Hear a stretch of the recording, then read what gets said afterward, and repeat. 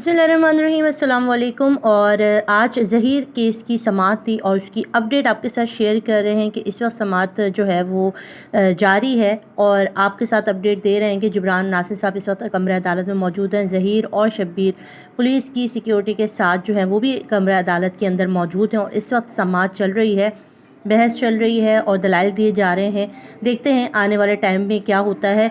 एक और अहम अपडेट आज आपके साथ शेयर करने हैं और वो ये है कि जो मुल्ज़िमान थे, जो निकाह ख़्वाह और गवाहान जो 3.5 महीने से जेल के अंदर थे, उन्होंने आज अपना वकील चुना है और अपने फ़ैसले के लिए, अपनी ज़मानत के लिए केस दायर किया है, जिस पर जो है वो 1 सितंबर तक के लिए उसको जो है वो रोक लिया गया। यानी कि अब जो केस का आगाज़ होगा वो 1 सितंबर को होगा, क्योंकि उनका कहना है कि हमने जो किया है जुर्म, उसकी सज़ा 6 मंथ की यानी 6 महीने की, और जिसमें से हम 3.5 महीने गुजार चुके हैं, तो हमारी ज़मानत की जाए। तो ये अपडेट है और आपके साथ शेयर कर रहे हैं। थोड़ी सी मुमताज़ जमाली की वीडियो ज़रूर देखिए। केस का हिस्सा होता है जब भी कोई दरख्वास्त दायर करता है और फरीकैन को जब नोटिस मिलते हैं तो वकालतनामा जो है दायर किया जाता है, अगर केस बंदा खुद नहीं करता।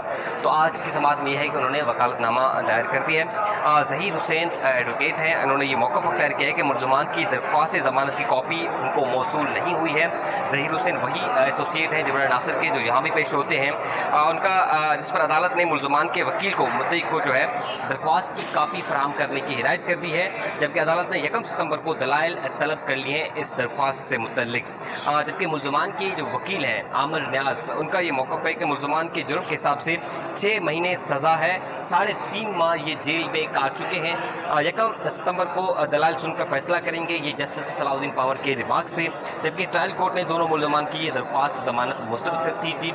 दोनों ही मुल्ज़िमान को शुरू में ही गिरफ्तार किया गया था और एक वीडियो भी वायरल हुई थी जिसमें निकाह ख्वाह ये इस बात की तस्दीक कर रहे हैं कि उन्होंने निकाह नहीं पढ़ाया था। खैर, उन्होंने पहले यहाँ पर दरख्वास्त दायर की सेशन जज की अदालत में, जो कि मुस्तरद हुई। बाद में वो सिंध हाई कोर्ट गया और सिंध हाई कोर्ट में जो अपडेट थी हमने आपको बताया, 1 सितंबर तक ये दरख्वास्त